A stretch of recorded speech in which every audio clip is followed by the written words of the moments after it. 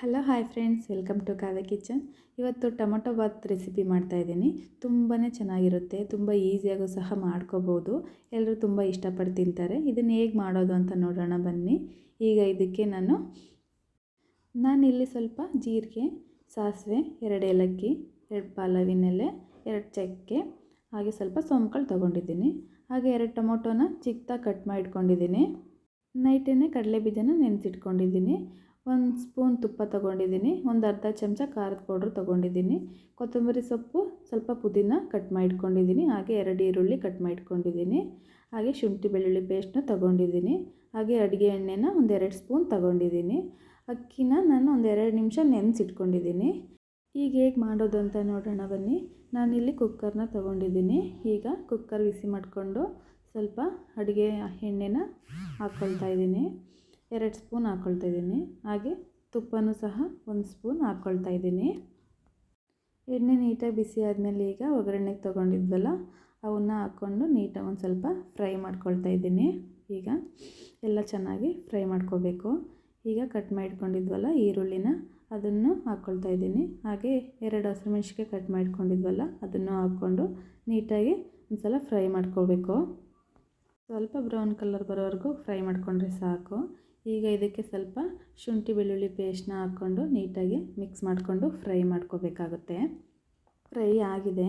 ಈಗ ನೆನೆಸಿಟ್ಕೊಂಡಿದ್ವಲ್ಲ ಕಡಲೆ ಬೀಜನ ಹಾಕ್ಕೊಳ್ತಾ ಇದ್ದೀನಿ. ಈ ಥರ ಮಾಡೋದ್ರಿಂದ ತುಂಬಾ ಟೇಸ್ಟ್ ಚೆನ್ನಾಗಿ ಬರುತ್ತೆ. ನಾನು ಯಾವುದೇ ವೆಜಿಟೇಬಲ್ಸ್ನ ಬಳಸ್ತಾ ಇಲ್ಲ ಇಲ್ಲಿ ನೋಡಿ.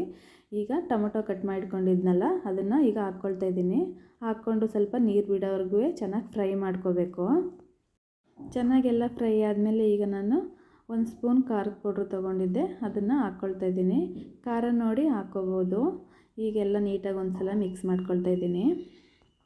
ಟೊಮೊಟೊ ಎಲ್ಲ ಚೆನ್ನಾಗಿ ಫ್ರೈ ಆಗಿದೆ. ಈಗ ನಾನು 2 ಲೋಟ ಅಕ್ಕಿ ತೊಗೊಂಡಿದ್ದೆ. ಅದಕ್ಕೆ ನಾನು ಅಳತೆ ಪ್ರಕಾರ 4 ಲೋಟ ನೀರು ಹಾಕ್ಕೊಳ್ತಾ ಇದ್ದೀನಿ. ನೀವು ಎಷ್ಟು ಲೋಟ ಅಕ್ಕಿ ತೊಗೊಳ್ತೀರೋ ಅದರ ಅಳತೆ ಪ್ರಕಾರ ನೀರು ಹಾಕ್ಕೋಬೇಕಾಗುತ್ತೆ. ನೀಟಾಗಿ ಒಂದು ಸಲ ಎಲ್ಲ ಮಿಕ್ಸ್ ಮಾಡ್ಕೊಂಡಾದ್ಮೇಲೆ ಈಗ ಅದಕ್ಕೆ ನಾನು ರುಚಿಗೆ ತಕ್ಕಷ್ಟು ಉಪ್ಪನ್ನ ಹಾಕ್ಕೊಳ್ತಾ ಇದ್ದೀನಿ. ಮಿಕ್ಸ್ ಮಾಡಿಕೊಂಡು ಎಲ್ಲ ಈಗ ಸ್ವಲ್ಪ ಕೊತ್ತಂಬರಿ ಸೊಪ್ಪನ್ನ ಹಾಕ್ಕೊಳ್ತಾ ಇದ್ದೀನಿ. ನೀಟಾಗೆಲ್ಲ ಒಂದು ಸಲ ಮಿಕ್ಸ್ ಮಾಡ್ಕೊಂಡಾದಮೇಲೆ ಈಗ ಮಸಾಲೆ ಸ್ವಲ್ಪ ಕುದಿ ಬರೋವರೆಗೂ ಕಾಯಬೇಕು. ನೋಡಿ ಈಗ ಕುದಿ ಬಂದಿದೆ. ನಾನೀಗ ಅಕ್ಕಿನ ಹಾಕ್ಕೊಳ್ತಾ ಇದ್ದೀನಿ. ನೀಟಾಗಿ 2 ಸಲ ತಿರುಗಿಸ್ಕೋಬೇಕು, ಇಲ್ಲಾಂದರೆ ಅನ್ನ ತಳ ಹಿಡಿದ್ಬಿಡುತ್ತೆ.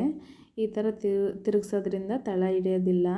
ಆಮೇಲೆ ಈಗ ನಾನೀಗ ಕುದಿ ಬರೋವರೆಗೂ ಕಾಯ್ತೀನಿ. ಯಾಕೆ ಅಂದರೆ ಮಸಾಲೆ ನೀಟಾಗಿ ಎಲ್ಲದಕ್ಕೂ ಅಡ್ಜಸ್ಟ್ ಆಗಬೇಕು, ಇಲ್ಲಾಂದರೆ ಮಸಾಲೆ ಎಲ್ಲ ಮೇಲೆ ಬಂದು ಕೂತಿರುತ್ತೆ. ಈ ಥರ ಕುದಿ ಬರೋ ಟೈಮಲ್ಲಿ ಕುಕ್ಕರ್ ಮುಚ್ಚಳನ ಮುಚ್ಚಬೇಕು.